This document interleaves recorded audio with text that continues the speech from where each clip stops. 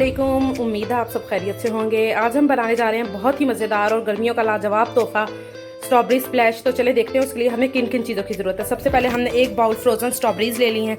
हमें सोडा चाहिए, आप चाहे स्प्राइट लें, 7 अप लें या जो मर्ज़ी अपनी मनपसंद सोडा लें। उसके अलावा हमने 1 टेबल स्पून भर के शुगर ली है। थोड़ा सा हमने काला नमक लिया, 2 से 3 चुटकी हम हस्बे ज़रूरत इसमें शामिल करेंगे। आप चाहें तो वाइट नमक भी ले सकते हैं। उसके अलावा हमारे पास 1 से 1.5 टेबल स्पून लेमन जूस है। थोड़ा सा हम रेड फूड कलर लेंगे 1 चुटकी के आसपास। और हमारे पास है यहाँ पे क्रश हुई हुई बर्फ़ है यहाँ पे हमारे पास। तो चलिए अब हम स्टार्ट करते हैं। सबसे पहले जूसर जग में हम स्ट्रॉबेरीज ऐड करेंगे।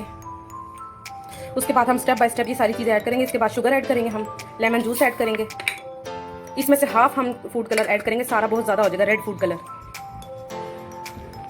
बस थोड़ा सा भी बर्फ़ ऐड करेंगे इसमें से हाफ। काला नमक भी हम हाफ ऐड करेंगे इसमें।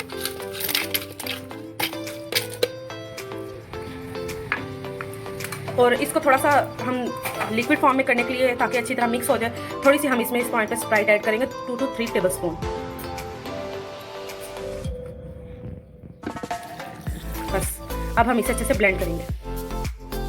ये हमारी स्ट्रॉबेरी प्यूरी बिल्कुल तैयार है। अब हम हाफ गिलास स्ट्रॉबेरी प्यूरी का ऐड करेंगे इसमें, और अब हाफ गिलास हम इसमें स्प्राइट का ऐड करेंगे।